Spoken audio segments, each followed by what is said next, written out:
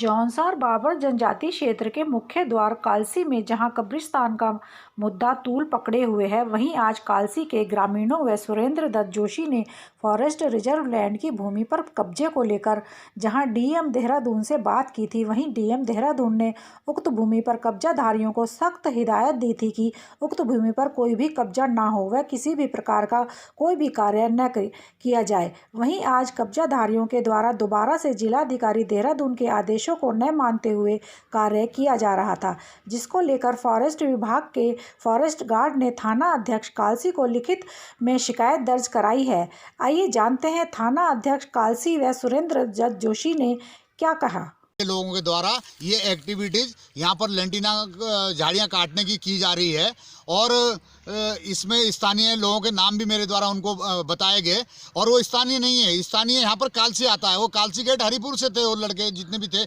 इनके व्यक्ति जो आए हुए थे, और उसमें उनके द्वारा लिखा गया कि स्थानीय ग्रामीणों के द्वारा। आप खुल के क्यों नहीं लिखते कि मुस्लिम समुदाय के द्वारा? मेरे पास वीडियो फुटेज है उस समय की, मैंने वीडियो फुटेज थानाध्यक्ष महोदय को भी भेज दी है और जो रेंजर साहब है उनको भी मैं अब भेज रहा हूँ कि ये किसी भी तरह से, अभी इधर इन्होंने लिखा है कोई अतिक्रमण नहीं है। अतिक्रमण नहीं है तो इतना बड़ा स्ट्रक्चर कैसे खड़ा है? ये फॉरेस्ट विभाग की जो भूमिका है वो संदेह के घेरे में पूरी तरह से आती है और हमने 20 जनवरी तक का अल्टीमेटम भी दिया था। इसमें बाकायदा हमने प्रधानमंत्री जी को भी ज्ञापन दिया था, मुख्यमंत्री जी को भी दिया था, एसडीएम साहब को भी दिया था, डीएम साहब को भी दिया था और वन एवं पर्यावरण मंत्रालय को भी भेजा है, गृह मंत्रालय को भी भेजा है और खुद डीएफओ को भी दिया है। उसके बाद भी आप देख सकते हो कि 4-5 महीने से सब चीज़ चल रही है और फॉरेस्ट विभाग बिल्कुल आंख मूंदे सोया हुआ है। और जब फ़ोन किया तो उसके बाद आए भी तो किस तरह गोल मोटोल एक वो एप्लीकेशन थानाध्यक्ष कालसी को दी गई है। आप देख सकते हैं ये एक बहुत बड़ा प्रकरण है और इस पर ध्यान नहीं दिया जा रहा है। सांप्रदायिकता को बढ़ाने का प्रयास निरंतर किया जा रहा है। इस पे फॉरेस्ट विभाग, जब अभी हमने डीएम साहब से भी बाइट ली थी और उन्होंने कहा था कि फॉरेस्ट विभाग अपनी भूमि को प्रोटेक्ट करने के लिए सक्षम है और यदि उनको लॉ एंड ऑर्डर की कहीं सिचुएशन आती है तो उसमें पुलिस की और मजिस्ट्रेट की तैनाती डीएम साहब ने खुद एक्सेप्ट किया कि हमारे द्वारा की जाएगी।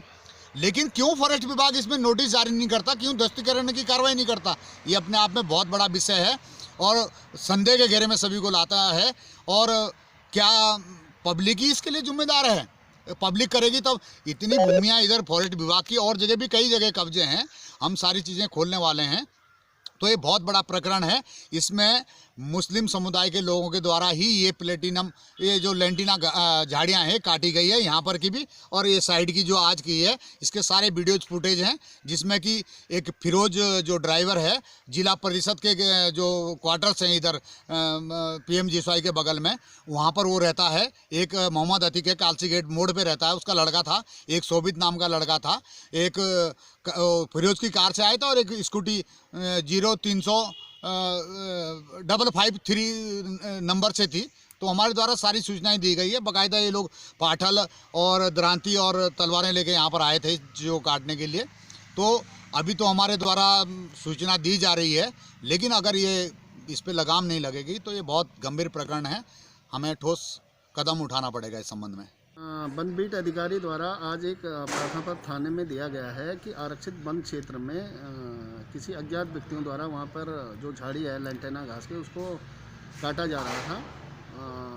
इस संबंध में मौके पे जांच की गई तो मौके पे कोई नहीं मिला, लेकिन इस संबंध में कुछ मौके पे झाड़ियाँ काटी हुई पाई गई हैं।